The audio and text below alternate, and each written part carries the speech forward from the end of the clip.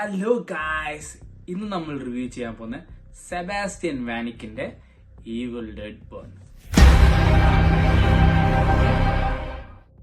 ഇതൊരു നല്ല ഹൊറർ ഫിലിമാണ്. ജംപ് സ്കെയർസ് ഒക്കെ ഉണ്ട്. അധികം പേടിക്കുമെന്ന് ചോദിച്ചാൽ ഇല്ല, എന്നാലും നല്ല രസമാണ് കണ്ടുകൊണ്ടിരിക്കാൻ. സോ ഈ സിനിമയെ കുറിച്ച് പറയുവാണെങ്കിൽ ഒരു നല്ല ഹൊറർ ഫിലിം കണ്ട ഒരു ഫീല് കിട്ടി. ലാസ്റ്റ് സിനിമയിലാണെങ്കിലും ഈ സിനിമ വളരെ ബെറ്റർ ആണ്. With the story, with the actors, പിന്നെ ഇതിന്റെ ഒരു ആക്ഷൻ മൂവ്മെന്റ്സും അടിപൊളിയായിരുന്നു. പിന്നെ ഇതിന്റെ എടുത്ത് പറയുന്ന സിനിമാറ്റോഗ്രാഫി ആയിരുന്നു. സിനിമാറ്റോഗ്രാഫി അടിപൊളിയായിരുന്നു. നല്ല എൻഗേജിങ് ഫിലിം ആയിരുന്നു ഇത്.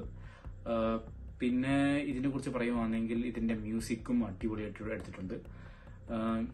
ഈ നമ്മൾ കണ്ട ഒരു ഈവിൾ ഡെഡ്, അതായത് ഈവിൾ ഡെഡിന്റെ ഫസ്റ്റിന്റെ അത്രയും ഇല്ലെങ്കിലും ഒരു നല്ല ഫിലിം ആയിരുന്നു. സോ ഇതാണ് ഈവിൾ ഡെഡ് ബേണിന്റെ എന്റെ റിവ്യൂ. ഇതൊരു ഗുഡ് റേറ്റിംഗിൽ കൊടുക്കുന്ന ഫിലിമാണ്. സോ എല്ലാവരും തിയേറ്ററിൽ പോയി കാണണം. ഒരു മസ്റ്റ് വാച്ച് ആണ്. Thank you.